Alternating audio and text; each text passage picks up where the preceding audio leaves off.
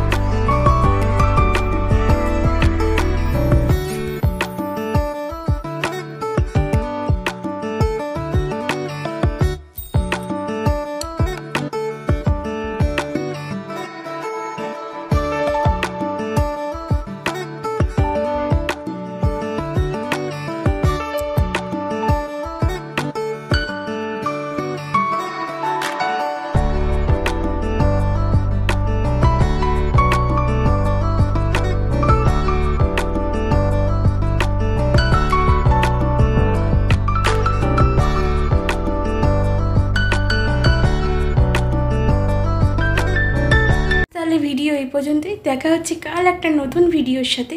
আজকের মতো টাটা।